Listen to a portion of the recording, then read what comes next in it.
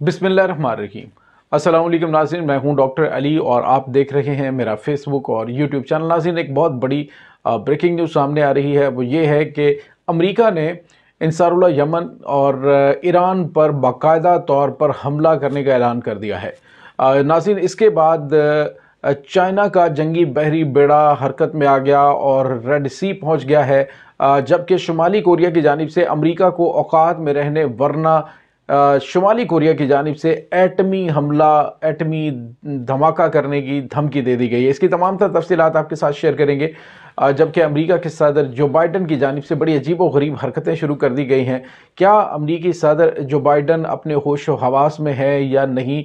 पूरी दुनिया में अमेरिका का मजाक बन गया। इसकी भी तफसीलात आपके साथ हम शेयर करेंगे।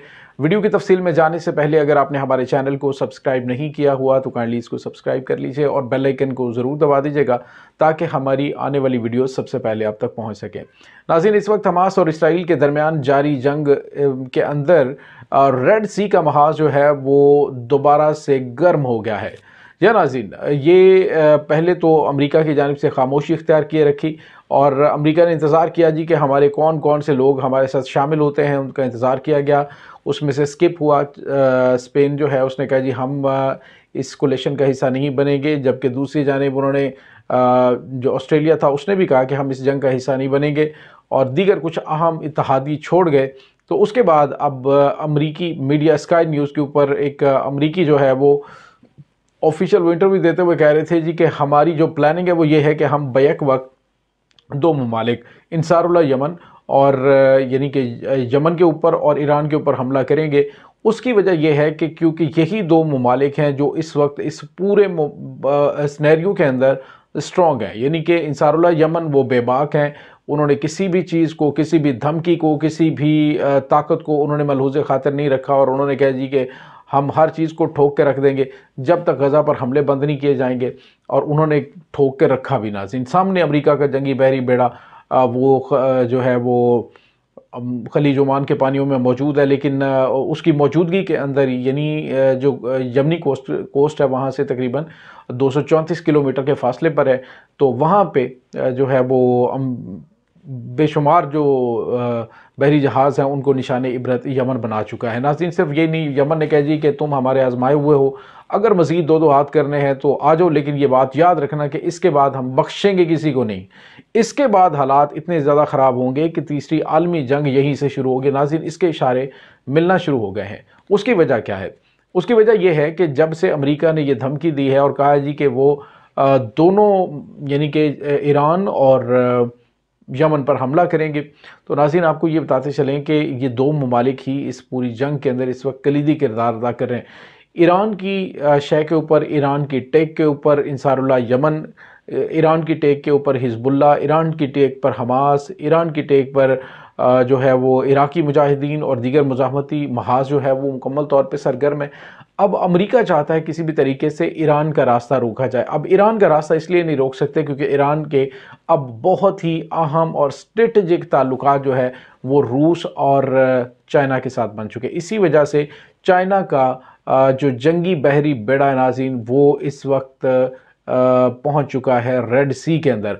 कल आपको पता है कि जो इसराइली बहरी जहाज़ हैं, जिन दो जहाज़ों पर अटैक किया गया था, तो उनमें से एक जहाज़ तबाह हो गया था। उन्होंने इससे मदद मांगी थी चाइना से कि हमारी मदद की जाए बाबुल मंदब में यमनी हौसियों के हमलों से बचने के लिए, लेकिन उन्होंने सॉरी कह दिया था। उन्होंने कहा कि गज़ा के ऊपर आप लोगों ने बम्बारमेंट की है, गज़ा के ऊपर आपने जुल्म किया है, सो हम माज़रत कहते हैं कि हम आपके साथ नहीं चलेंगे। तो नाज़रीन, दूसरी जानिब ईरान ने वाज़ेह तौर पे कहा है, ईरान ने कहा है कि जो लोग यमन के ऊपर नज़र रखे हुए हैं हम उन पर नज़र रखे हुए हैं और बड़ी गहरी नज़र रखे हुए हैं, कोई किसी भूल में ना रहे। और नाज़रीन, ये जो गहरी नज़र ईरान की जानिब से रखी जा रही है, इसका मतलब आप अच्छी तरह से समझते हैं।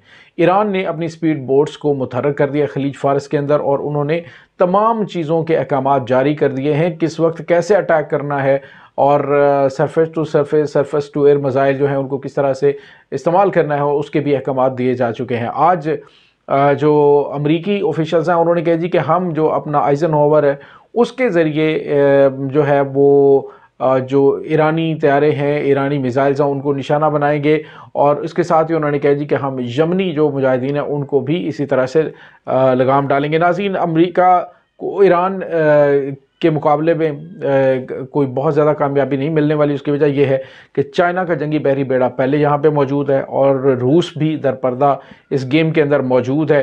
اور ناظرین، دوسری جانب آپ کو یہ بتاتے چلیں کہ شمالی کوریا نے، آپ کو پتہ ہے کہ سوموار کے روز انہوں نے ایک بہت ہی تباہ کن میزائل کا تجربہ کیا، جس کے بعد جاپان اور دیگر جو امریکہ کے اتحادی دوست ممالک ہیں ان کو تو پسو پڑ گئے۔ انہوں نے کہا جی کہ شمالی کوریا لے دے جائے گا۔ امریکہ کی جانب سے مذمت کی گئی، امریکہ نے پہلے دباؤ بھی بڑا شمالی کوریا پہ بڑھایا تھا۔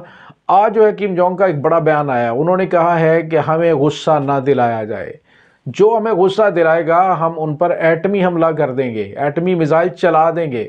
ناظرین، جو ابھی شمالی کوریا نے میزائل بنایا نا، وہ میزائل دنیا کے دوسرے کونے تک کو نشانہ بنا سکتا ہے۔ تو اس سے آپ اندازہ لگا سکتے ہیں کہ ان کے وہ نہ صرف میزائل بناتے ہیں بلکہ کھلے عام ننگی دھمکیاں بھی دیتے ہیں جو بائیڈن کو، اور امریکہ ان کے سامنے کھسکتا بھی نہیں ہے۔ اب ناظرین، اس کے بعد جو ہے وہ جب کم جونگ کی جانب سے دھمکی دی گئی ہے، سارے چپ کر کے بیٹھ گئے۔ تو یہ صورتحال اس وقت چل رہی ہے۔ امریکہ جو ہے وہ پھنسا ہوا ہے ریڈ سی کے اندر۔ دوسری جانب امریکہ کو روکنے کے لیے چائنا یہاں پہ پہنچ چکا ہے۔ تائیوان کا معاملہ چائنا ان تمام حالات کے اندر سالو کر سکتا ہے۔ اور اس کے ساتھ ناظرین، جو بڑی اہم چیز ہے وہ یہ ہے کہ ایران کے اور یمن کے ساتھ جنگ چھڑ سکتی ہے، اور بڑی کافی تباہ کن جنگ چھڑ سکتی ہے۔ جو یمن ہے اس نے بھی تیاریاں مکمل کر رکھی ہیں کہ اس طرح سے اس کو کس طرح سے سبق سکھانا ہے۔ ایران تو آپ کو پتہ ہے کہ وہ پہلے ریڈی ہے، اس کو پتہ ہے کہ پہلے جو پراکسیز ہیں ان سے نپٹیں گے، اس کے بعد ہماری طرف آئیں گے۔ اور ناظرین، دوسری جانب آپ کو یہ بتاتے چلیں کہ ایران کے سخت رد عمل کے بعد امریکہ کی جانب سے کوئی بیان سامنے نہیں آیا۔ اس وقت ناظرین ایک اور بڑی خبر سامنے آ رہی ہے، اور وہ خبر ہے امریکی صدر جو بائیڈن کی ایک ویڈیو سامنے آئی۔ ناظرین، بڑی عجیب و غریب ویڈیو ہے۔ یوں لگتا ہے کہ جیسے وہ بندہ سٹھیا جاتا ہے نا۔ آپ دنیا کی سب سے مضبوط ملک، یعنی دنیا کی سپر پاور کنسیڈر ہوتی ہے یہ جو امریکہ ہے، تو امریکن پریزیڈنٹ جس طرح سے حرکتیں کر رہا ہوتا ہے، وہ جناب سٹیج کے اوپر جب کبھی جناب ادھر کو منہ کر کے تو کسی کے ساتھ جیسے مسافہ کر رہا ہوتا ہے، اس طرح سے پھر دوسرے کو ایسے خیال میں کسی کو بلا رہا ہے، پھر جناب کسی کو جپھیاں ڈال رہا ہے خیالات کے اندر۔ تو سوال یہ پیدا ہوتا ہے کہ امریکی صدر جو ہے وہ سٹھیا گئے ہیں یا پھر کیا کر رہے ہیں؟ اس وقت پوری دنیا میں امریکہ کا مذاق بنا ہوا ہے کہ امریکی پریزیڈنٹ جو ہے وہ شاید آؤٹ آف سینسز ہو گیا۔ اس سے پہلے بھی متعدد مرتبہ اس طرح کے واقعات ہو چکے ہیں جس میں جو بائیڈن جو ہے وہ جہاز کی سیڑھیاں اترتے گر پڑے تھے، اور ان کو پتہ ہی نہیں ہوتا کہ میں نے کس طرف جانا ہے ایک دن، بلکہ جو ٹرمپ ہے سابق امریکی صدر، وہ ان کی نقلیں بھی اتار رہے تھے کہ وہ کس طرح سے بندہ کر رہا ہوتا ہے۔ تو بہرحال ناظرین، یہ اس وقت حالت ہے، اور جس طرح سے ویسے حماس نے، جس طرح سے روس نے، جس طرح سے افغانستان نے ان کا حال کر دیا ہے، اور جس طرح سے اکانومی کا بیڑا غرق ہوا پڑا ہے، ہر امریکی ناظرین $98,600 کا مقروض ہے۔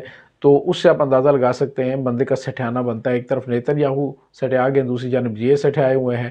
تو اب اس کے درمیان جو ہے وہ مجاہدین اپنی کارروائیاں کر رہے ہیں۔ دوسری جانب ناظرین، ایک اور بڑی اہم خبر ہے، وہ خبر ہے کہ انصار اللہ یمن جو ہے انہوں نے بڑے پیمانے پر مجاہدین کو اسرائیل کے خلاف جہاد میں شامل ہونے کے لیے انرول کرنا شروع کر دیا، اور ساتھ ہی انہوں نے کہا جن کی ٹریننگ ہے ان کی ٹھیک، جن کی نہیں ہے ان کی ہم ٹریننگ کروائیں گے، اور بڑے پیمانے پہ انہوں نے موو کرنا شروع کر دیا ہے غزہ کی جانب مجاہدین کو، تاکہ حماس کی مدد کے لیے آگے بڑھیں اور اسرائیل کی اینٹ سے اینٹ بجائی جائے۔ ناظرین، یہ اس وقت تازہ ترین صورتحال ہے۔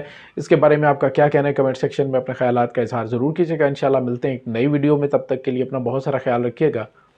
اللہ حافظ۔